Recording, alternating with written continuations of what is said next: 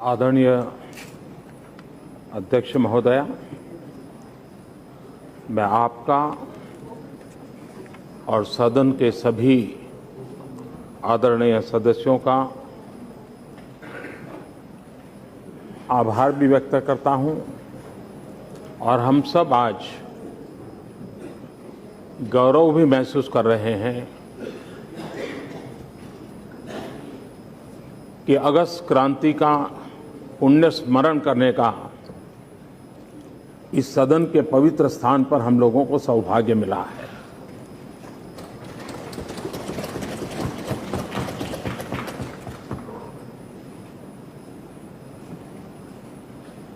हम में से बहुत लोग हैं जिन्हें शायद अगस्त क्रांति 9 अगस्त उन घटनाओं का स्मरण होगा, लेकिन उसके बाद भी हम लोगों के लिए भी पुनः स्मरण प्रेरणा का कारण बनता है और समाज जीवन में ऐसी महत्वपूर्ण घटनाओं का बार बार स्मरण, जीवन की भी अच्छी घटनाओं का बार बार स्मरण जीवन को एक नई ताकत देता है, राष्ट्र जीवन को भी नई ताकत देता है।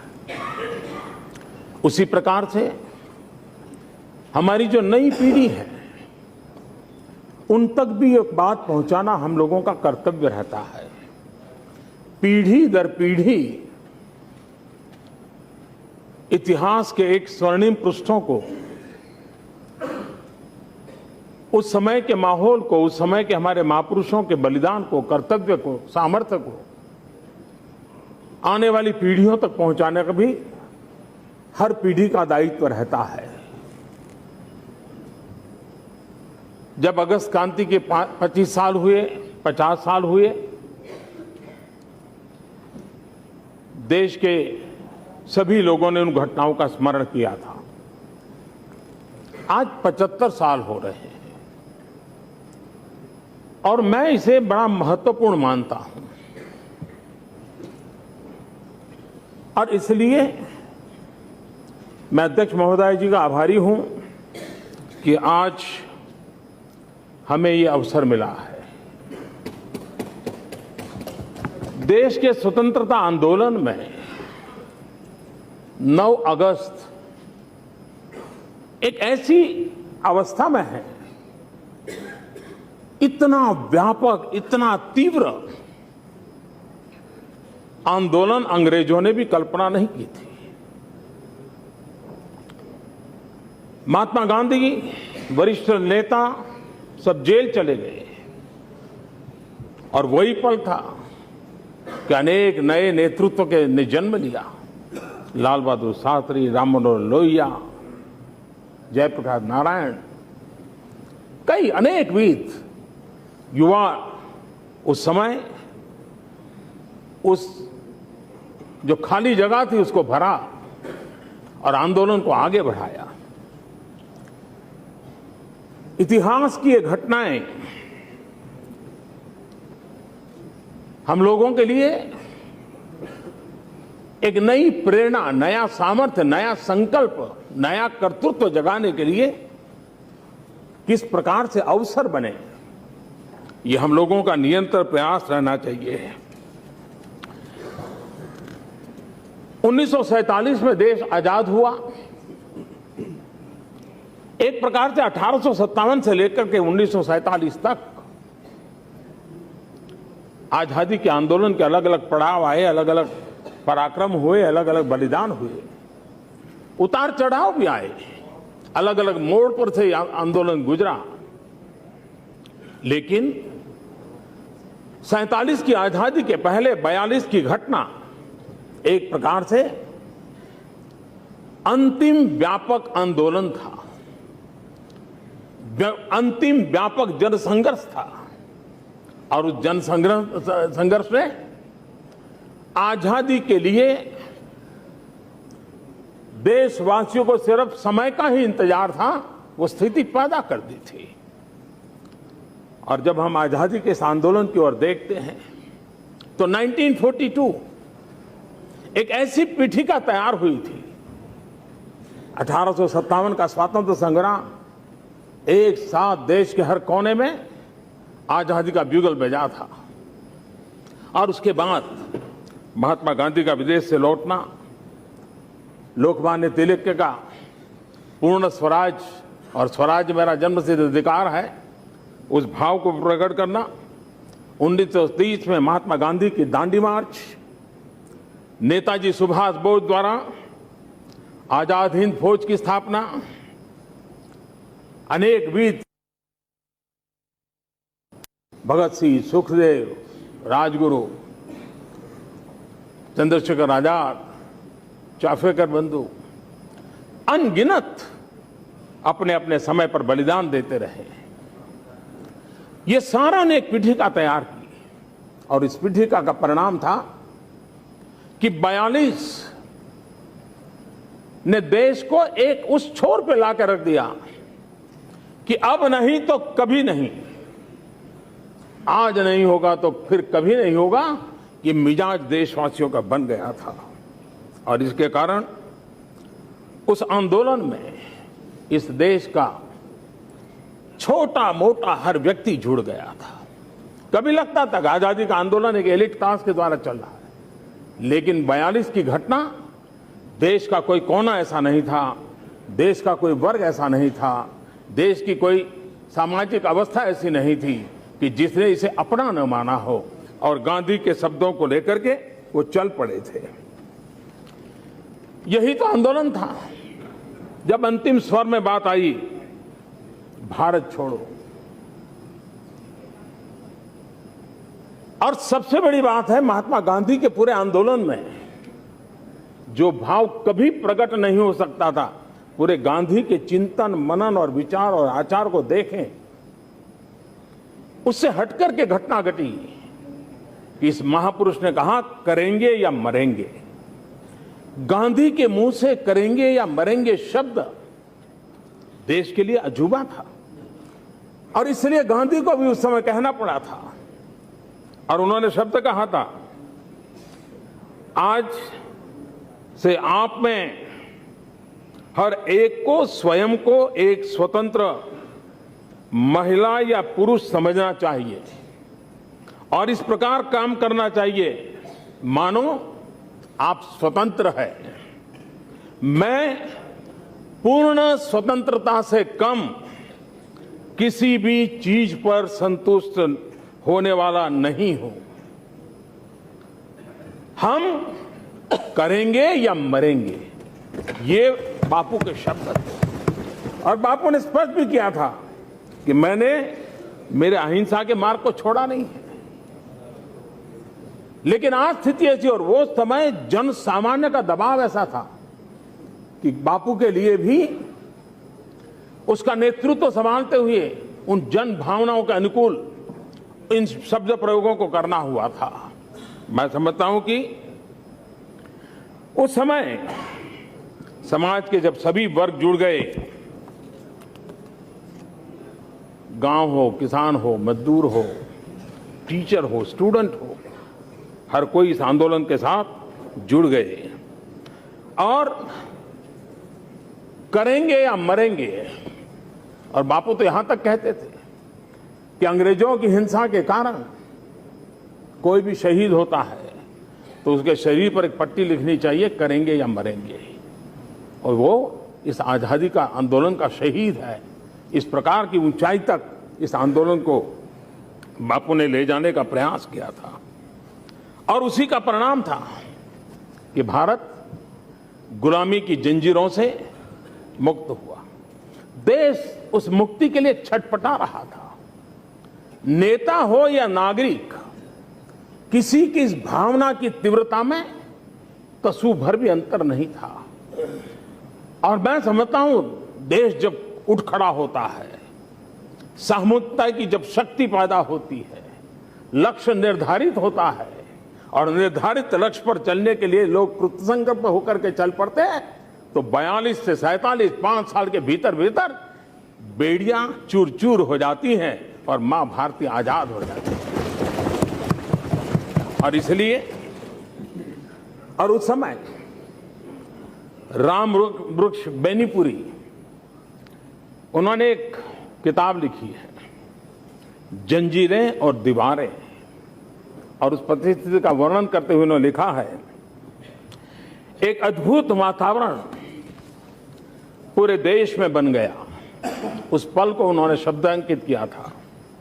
हर व्यक्ति नेता बन गया और देश के प्रत्येक चौराहा करो या मरो आंदोलन का दफ्तर बन गया। देश ने स्वयं को क्रांति के हवन कुंड में झोंक दिया। क्रांति की ज्वाला देश भर में धू धू करके जल रही थी। बंबई ने रास्ता दिखा दिया। आवागमन के सारे साधन ठप हो चुके थे। कचहरियां वीरान हो चली थी। भारत के लोगों की वीरता और ब्रिटिश सरकार की नृशंसता की खबरें सब दूर पहुंच रही थी। जनता ने करो या मरो के गांधीवादी मंत्र को अच्छी तरह दिल में बैठा लिया था। उस समय का ये वर्णन उस किताब में जब पढ़ते तब पता चलता है कि किस प्रकार का माहौल होगा। और एक वो समय था कि ये घटना ने, ये बात सही है कि ब्रिटिश उपनिवेशवाद जो था, इसका आरंभ हिंदुस्तान में हुआ और इस घटना के बाद उसका अंत भी हिंदुस्तान से हुआ था। भारत आजाद होना सिर्फ भारत का आजादी नहीं थी। 1942 के बाद विश्व के जिन जिन भूभाग में, अफ्रीका के, एशिया में इस उपनिवेशवाद के खिलाफ एक ज्वाला भड़की, उसकी प्रेरणा केंद्र भारत बन गया था। इसलिए भारत सिर्फ भारत की आजादी नहीं, एक आजादी की ललक विश्व के कई भागों में फैलाने में भारत के जन सामान्य का संकल्प और कर्तृत्व कारण बन गया था। और कोई भी भारतीय इस बात के लिए गर्व कर सकता है। और उसको हमने देखा कि एक बार भारत आजाद हुआ तो उसके बाद एक के बाद एक उपनिवेशवाद के सारे लोगों के झंडे ढहते गए और आजादी सब दूर पहुंचने लगी। कुछ ही वर्षों में दुनिया के सारे देशों को आजादी प्राप्त हो गई। और ये काम, और ये इससे बताता है कि ये भारत की इच्छा शक्ति का, प्रबल इच्छा शक्ति का एक उत्तमोत्तम परिणाम था। हमारे लिए सबक यही है कि जब हम एक बन करके, संकल्प लेकर के, पूरे सामर्थ्य के साथ निर्धारित लक्ष्य को प्राप्त करने के लिए जुट जाते हैं, तो ये देश की ताकत है कि हम देश को संकटों से बाहर निकाल देते हैं, देश को गुलामी की जंजीरों से बाहर निकाल सकते हैं, देश को नए लक्ष्य की प्राप्ति के लिए तैयार कर सकते हैं। ये इतिहास ने बताया है। और इसलिए उस समय इस पूरे आंदोलन को और पूज्य बापू के व्यक्तित्व को लगते हुए राष्ट्र कवि सोहनलाल द्विवेदी की जो कविता है, बापू का सामर्थ्य क्या है उसको प्रकट करती है। उस कविता में उन्होंने कहा था, चल पड़े जिधर दो डग मग में, चल पड़े कोटि पग उसी और, गड़ गई जिधर भी एक दृष्टि, गड़ गए कोटि दृढ़ उसी और। जिस तरफ गांधी के 2 कदम चले देते थे, उस तरफ अपने आप करोड़ों लोग चल पड़ते थे। जिधर गांधी जी की दृष्टि टिक जाती थी, उधर करोड़ों करोड़ आंखें देखने लग जाती थी। और इसलिए इस महान व्यक्तित्व ने, लेकिन आज जब हम 2017 में हैं, हम इस बात से इनकार नहीं कर सकते कि आज हमारे पास गांधी नहीं है।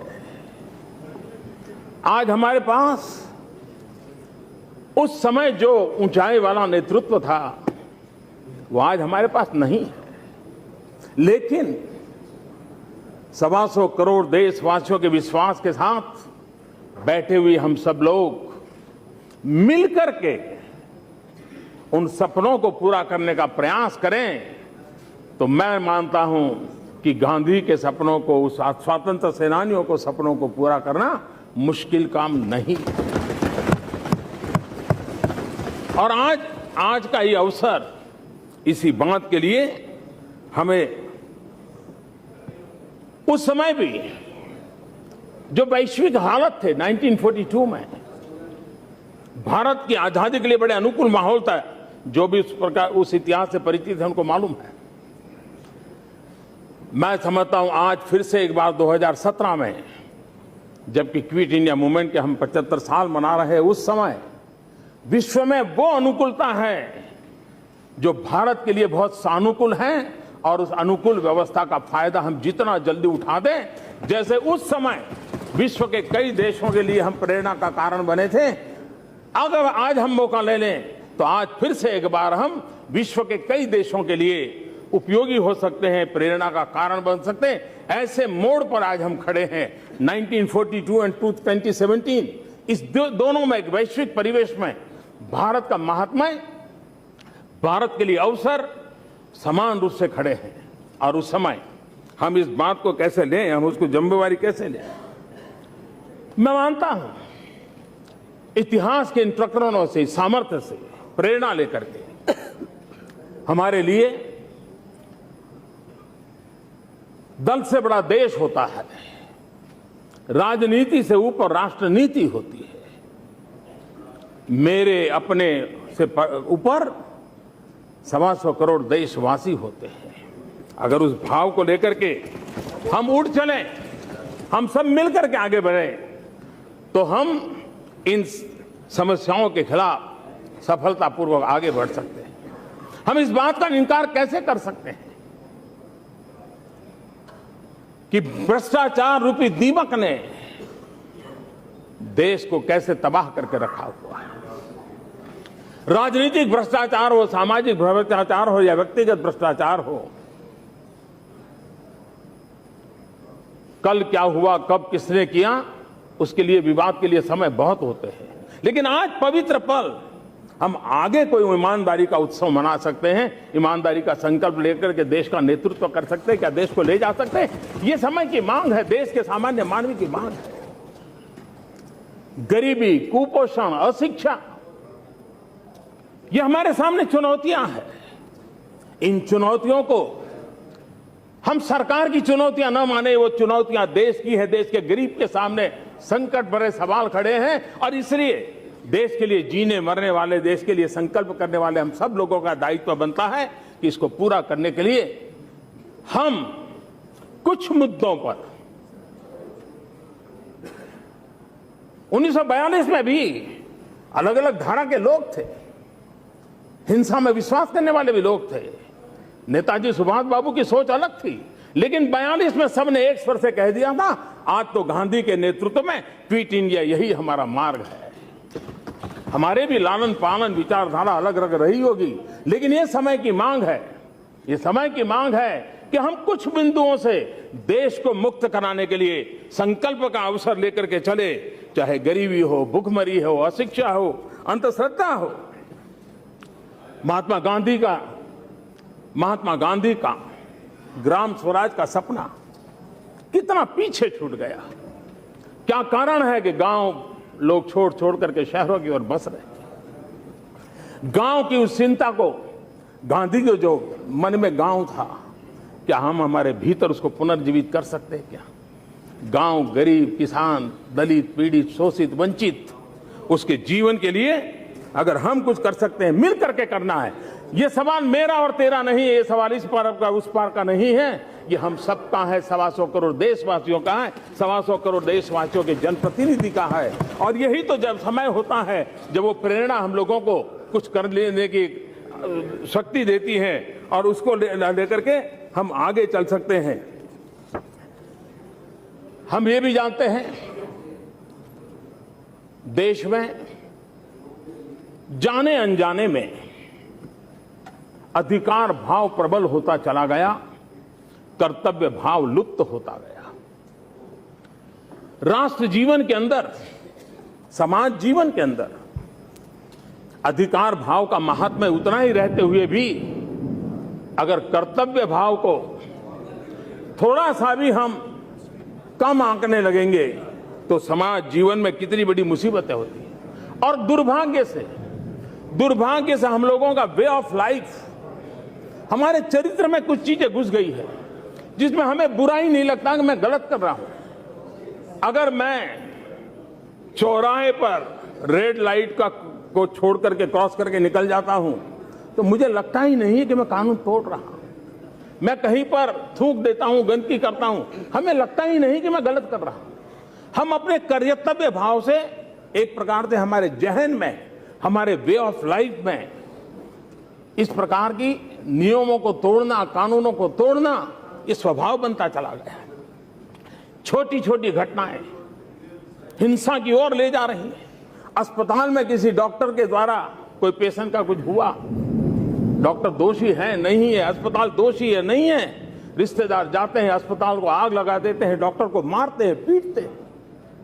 हर छोटी मोटी घटना, कहीं एक्सीडेंट हो गया हम कार को जला देते हैं, ड्राइवर को मार देते हैं। ये जो चला है ये हम लॉ अबाइडिंग जो सिटीजन के नाते हमारा कर्तव्य होना चाहिए, हम मानने लगे हैं कि हमारे से ये छूट गया है। हमारे वे ऑफ लाइफ में ऐसी चीजें घुस गई है जैसे हमें लगता ही नहीं है कि हम कानून तोड़ रहे हैं। और इसलिए ये लीडरशिप की जिम्मेवारी होती है, समाज के अंदर हम सब की जिम्मेवारी होती है कि हम समाज के अंदर इन दोषों से मुक्ति दिला करके समाज के अंदर कर्तव्य भाव को जगाएं। शौचालय, स्वच्छता, ये विषय मजाक के नहीं है।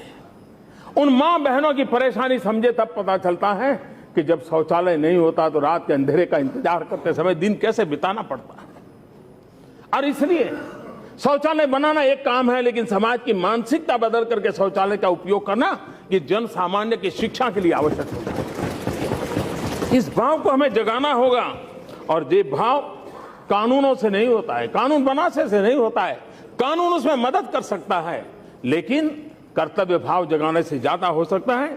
और इसलिए हम लोगों को करना होगा। हमारे देश की माताएं बहनें, देश के अंदर कम से कम देश पर जो उनका बोझ है, देश को कम से कम जिनका बोझ सहना पड़ता है, वो अगर कोई वर्ग है तो इस देश की माताएं बहनें हैं, महिलाएं हैं। उनका सामर्थ्य हमें कितनी ताकत दे सकता है, उनकी भागीदारी हमारे विकास के अंदर हमें कितना बल दे सकती है। पूरे आजादी के आंदोलन में देखिए, महात्मा गांधी के साथ आंदोलन के जहां जहां हुआ, अनेक ऐसी माताएं बहनें उस आंदोलन का नेतृत्व करती थी और देश को आजादी दिलाने में भी हमारी माताओं बहनों का उस युग में भी उतना ही योगदान था। आज भी राष्ट्र के जीवन में उनका उतना ही योगदान है। उसको आगे बढ़ाने की दिशा में हम लोगों ने कर्तव्य से आगे बढ़ना चाहिए। ये बात सही है कि 1857 से 1942 हमने देखा कि आजादी का आंदोलन अलग अलग पड़ाव से गुजरा, उतार चढ़ाव आए, अलग अलग मोड़ आए, नेतृत्व नए नए आते गए। कभी क्रांति का पक्ष ऊपर हो गया तो कभी अहिंसा का पक्ष ऊपर हो गया, कभी दोनों धाराओं के बीच में टकराव का भी माहौल रहा, कभी दोनों धाराएं एक दूसरे को पूरक भी हुई। लेकिन हमने देखा है कि लेकिन ये सारा 1857 से 1942 का कालखंड हम देखें, एक प्रकार से इंक्रीमेंटल था, धीरे धीरे बढ़ रहा था, धीरे धीरे फैल रहा था, धीरे धीरे लोग जुड़ रहे। लेकिन 1942 टू 1947 वो इंक्रीमेंटल चेंज नहीं था, एक डिस्ट्रप्शन का एनवायरनमेंट था और उसने सारे समीकरणों को खत्म करके आजादी देने के लिए अंग्रेजों को मजबूर कर दिया था, जाने के लिए मजबूर कर दिया था। 1857 से तो 1942 धीरे धीरे कुछ होता रहता था, चलता रहता था, लेकिन 42 से 47 वो स्थिति नहीं थी। हम भी देखें समाज जीवन में, हम पिछले 100-200 साल का इतिहास देखें तो विकास की यात्रा एक इंक्रीमेंटल रही थी। धीरे धीरे दुनिया आगे बढ़ रही थी, धीरे धीरे दुनिया अपने आप को बदल रही थी। लेकिन पिछले 30-40 साल में दुनिया में अचानक बदलाव आया, जीवन में अचानक बदलाव आया और टेक्नोलॉजी ने बहुत बड़ा रोल प्ले किया। कोई कल्पना नहीं कर सकता जो ये 30-40 साल में दुनिया में जो बदलाव आया है, व्यक्ति के जीवन में, मानव जीवन में, सोच में जो बदलाव आया है, 30-40 साल पहले हमें नजर भी नहीं आता था। एक डिसरप्शन वाला एक पॉजिटिव चेंज हम अनुभव करते हैं। जिस प्रकार से इंक्रीमेंटल से बाहर निकल करके एक सम से एक हाई जंप की तरफ चले गए, मैं समझता हूं 2017, 2022 क्विट इंडिया के 75 साल और आजादी के 75 साल के बीच का 5 साल 42 to 47 का जो मिजाज था, वही मिजाज अगर दोबारा हम देश में पैदा करें, 2070 to 2022 आजादी के 75 साल मनाएंगे, तब हम देश के, हमारे आजादी के वीरों के जो कामनाएं थी, उन सपनों को पूरा करने के लिए हम अपने आप को खपाएंगे, हम अपने संकल्प को लेकर के आगे चलेंगे। मुझे विश्वास है न सिर्फ हमारे देश की भला होगा, लेकिन जैसे 42 to 47 की सफलता के कारण दुनिया के अनेक देशों को लाभ मिला, आजादी की ललक पैदा हुई, ताकत मिली, भारत को भी आज दुनिया का कई देश, एक भाग ऐसा है जो भारत को उस रूप में देख रहा है। अगर हम 2070 to 2022 जो कि हम लोगों की जिम्मेवारी का कालखंड है, अगर हम विश्व के सामने भारत को उस ऊंचाई पर लेकर जाते हैं, तो विश्व का एक बहुत बड़ा समुदाय है जो किसी नेतृत्व की तलाश में, मदद की तलाश में है, किसी के प्रयोगों से सीखना चाहता है। भारत उस पूर्ति के लिए सामर्थ्यवान है। अगर उसको करने के लिए हम कोशिश करें, मैं समझता हूं देश की बहुत बड़ी सेवा होगी। और इसलिए एक सामूहिक इच्छा शक्ति जगाना, देश को संकल्पबद्ध करना, देश के लोगों को साथ जोड़ करके चलना, और इन 5 वर्ष के महत्व को हम अगर आगे बढ़ाएंगे तो मुझे विश्वास है कि हम कुछ मुद्दों पर सहमति बना करके बहुत बड़ा काम कर सकते हैं। हमने अभी देखा जीएसटी, और ये मैं बार बार कहता हूं, ये मेरा सिर्फ राजनीतिक स्टेटमेंट नहीं है, ये मेरा कन्विक्शन है। जीएसटी की सफलता ये किसी सरकार की सफलता नहीं है, जीएसटी की सफलता किसी दल की सफलता नहीं है, जीएसटी की सफलता इस सदन में बैठे हुए लोगों की इच्छा शक्ति का परिणाम है। चाहे यहां बैठे हो, चाहे वहां बैठे हो, यह सबको जाता है, राज्यों को जाता है, देश के सामान्य व्यापारी को जाता है, और उसी के कारण यह संभव हुआ है। जो देश के राजनीतिक नेतृत्व अपनी प्रतिबद्धता के कारण इतना बड़ा काम कर लेती है और दुनिया के लिए अजूबा है, जीएसटी विश्व के लिए बहुत बड़ा अजूबा है, उसके स्केल को देख करके हुए। अगर ये देश ये कर सकता है तो और भी सारे निर्णय ये देश मिलजुल करके कर सकता है। और 125 करोड़ देशवासियों के प्रतिनिधि के रूप में 125 करोड़ देशवासियों को साथ लेकर के 2022 को संकल्प लेकर के अगर हम चलेंगे, मुझे विश्वास है कि जो परिणाम हमें लाना है, और वो परिणाम हम लाके रहेंगे। महात्मा गांधी ने नारा दिया था, करो या मरो। उस समय का सूत्र था, करेंगे या मरेंगे। आज 2017 में 2022 को भारत कैसा हो, संकल्प लेकर के अगर चलना है, तो हम लोगों को भी, हम सब मिलकर के देश से भ्रष्टाचार दूर करेंगे और करके रहेंगे। हम सभी मिलकर गरीबों को उनका अधिकार दिलाएंगे और दिलाकर रहेंगे। हम सभी मिलकर नौजवानों को स्वरोजगार के और अवसर देंगे और देकर रहेंगे। हम सभी मिलकर देश से कुपोषण की समस्या को खत्म करेंगे और करके रहेंगे। हम सभी मिलकर महिलाओं को आगे बढ़ने से रोकने वाली बेड़ियों को खत्म करेंगे और करके रहेंगे। हम सभी मिलकर देश से अशिक्षा खत्म करेंगे और करके रहेंगे। और कोई भी बहुत विषय हो सकते हैं, लेकिन अगर उस समय का मंत्र था करेंगे या मरेंगे, तो आजाद हिंदुस्तान में 75 साल वाला आजादी का पर्व मनाने की और आगे बढ़ रहे हैं, तब करेंगे और करके रहेंगे। इस संकल्प को लेकर के हम आगे बढ़ेंगे।